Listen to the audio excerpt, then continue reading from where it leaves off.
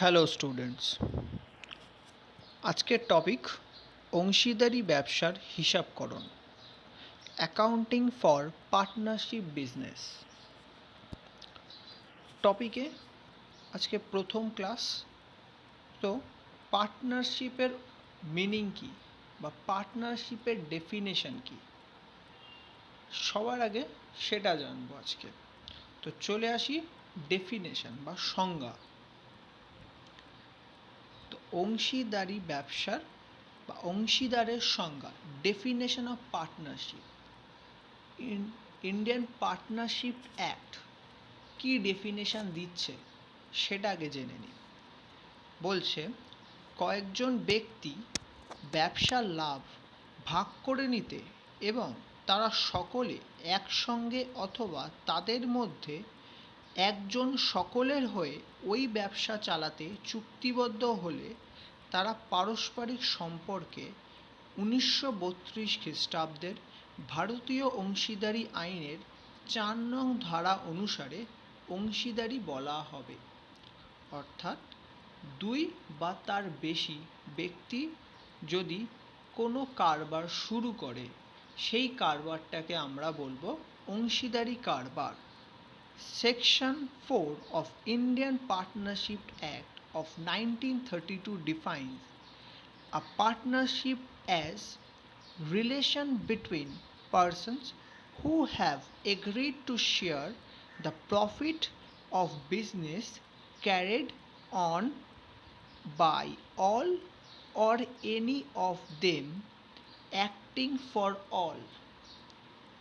এই যে লাস্ট লাইনটা আমি পড়লাম, যে সমস্ত পার্টনার্স, তারা সমস্ত পার্টনার্সরাই ব্যবসায় অ্যাক্টিভ রোল অ্যাপ্লাই করবে, অর বিজনেসের যে পার্টনার্সরা রয়েছে তাদের মধ্যে অন্তত একজন অ্যাক্টিভলি বিজনেসটাকে ক্যারি করবে। সেই ধরনের ব্যবসাগুলিকেই বলা হবে অংশীদারি কারবার বা অংশীদার। ঠিক আছে, পরের টপিকে আসছি আজকে। অংশীদারদের চুক্তিপত্র, পার্টনারশিপ ডিড। পার্টনারশিপ ডিডের ইম্পর্টেন্স কোথায়? পার্টনারশিপ ডিডের ইম্পর্টেন্স আমরা পার্টনারশিপ ডিডের ডেফিনেশন পড়লে নিশ্চয়ই বুঝতে পারব। চলে আসি পার্টনারশিপ ডিডের সংজ্ঞা বা ডেফিনেশন। কি বলছে? কারবারের উদ্দেশ্য, বিষয়বস্তু, কার্যনির্বাহের পদ্ধতি, লাভ ক্ষতির অংশভাগ, অংশীদারদের অধিকার ও কর্তব্য সম্পর্কে অংশীদারদের মধ্যে যে চুক্তি সম্পাদিত হয় তাকে অংশীদারি কারবারের চুক্তিপত্র বলে।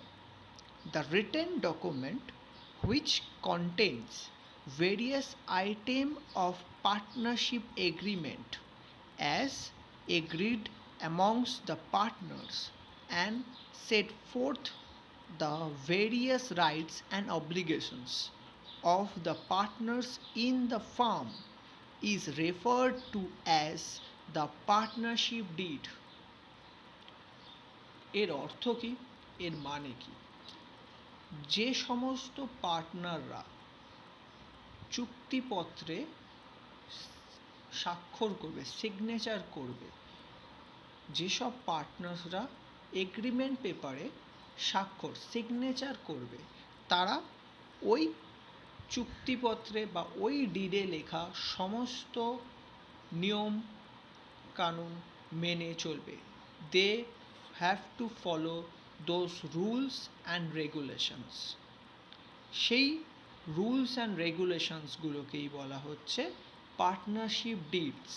এই পার্টনারশিপ ডিডে কি থাকবে না, কারবারের উদ্দেশ্য থাকবে, বিষয়বস্তু থাকবে, কার্যনির্বাহের পদ্ধতি, objective of the farm, how to do business, profit sharing ratio among the partners, rights and obligations of the partners।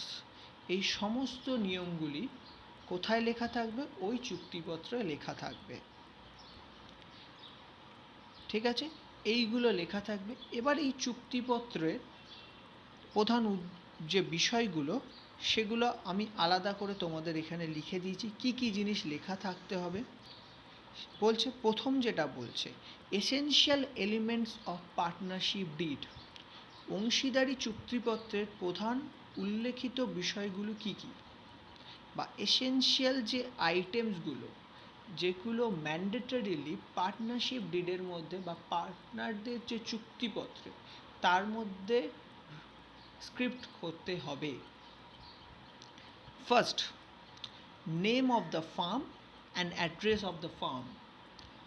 যে ব্যবসাটা হচ্ছে, যে কারবারটা চলছে, সেই কারবারের নাম এবং কারবারের ঠিকানা সেইটা দিতে হবে ওই চুক্তিপত্রে।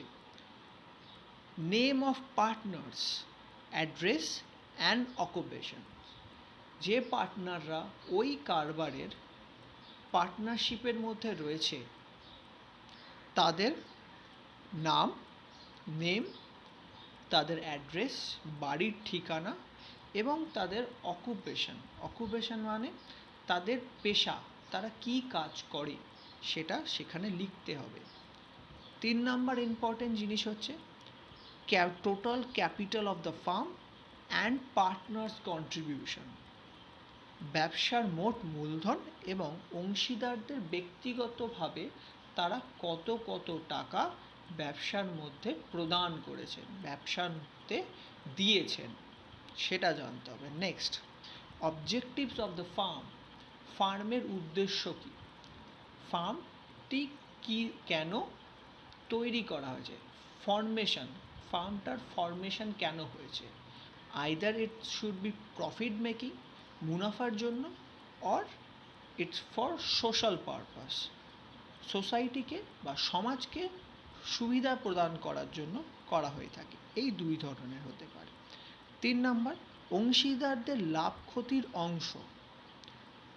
পার্টনার্সদের মধ্যে বছরের শেষে ব্যবসার মধ্যে যা লাভ বা ক্ষতি হয়ে থাকে সেই লাভ ক্ষতি অংশীদারদের মধ্যে কিভাবে, how to distribute those profit and loss among the partners, সেই রেশিও, কোন রেশিও, কে কত পার্সেন্টেজ অফ প্রফিট আর লস বন্ড করবে, ক্যারিড করবে, সেটাও ওই পার্টনারশিপ ডিডের মধ্যে লেখা হবে।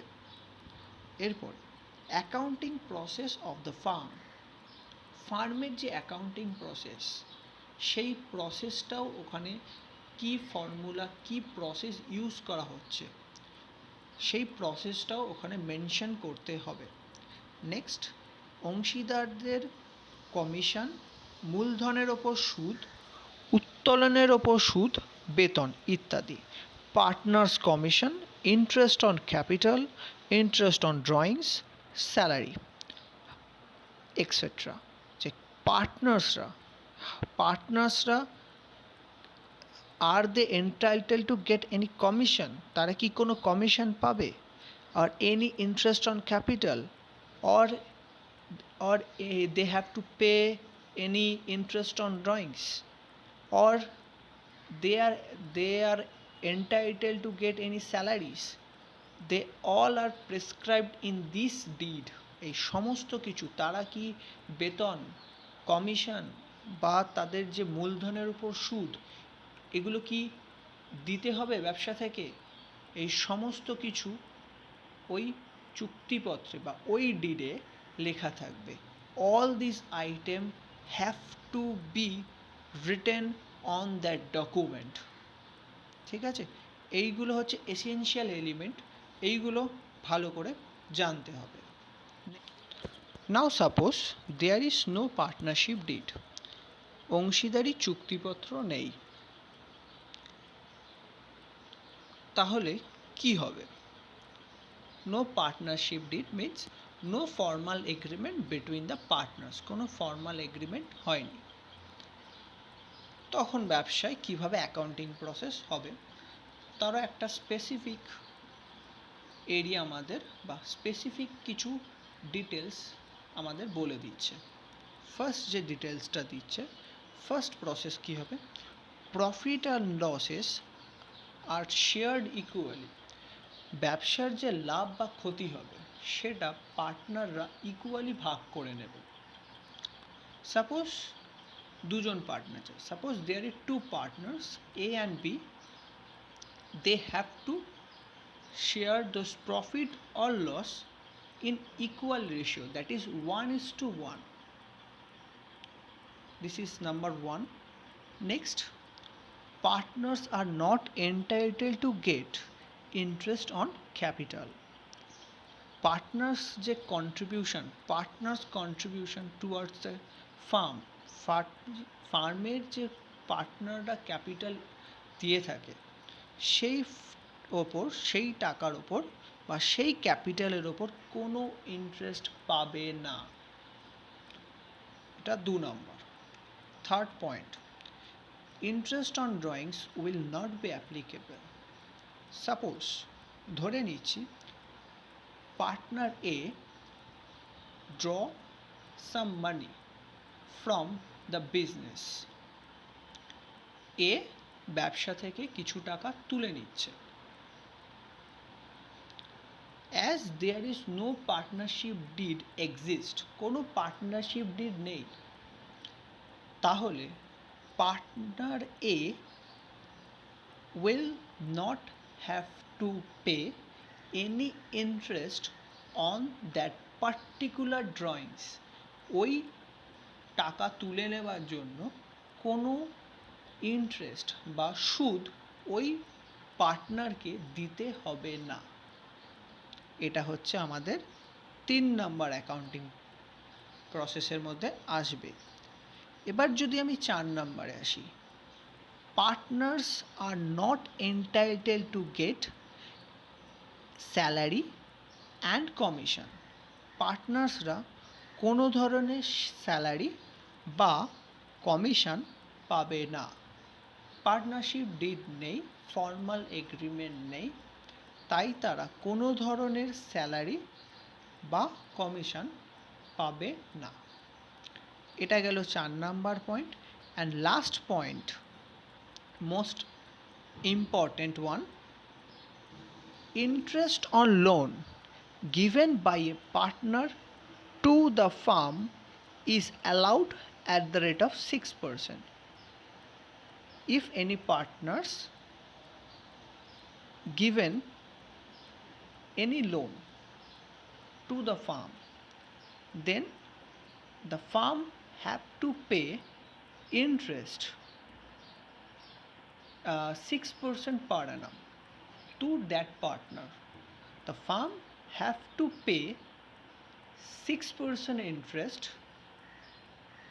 to that partner.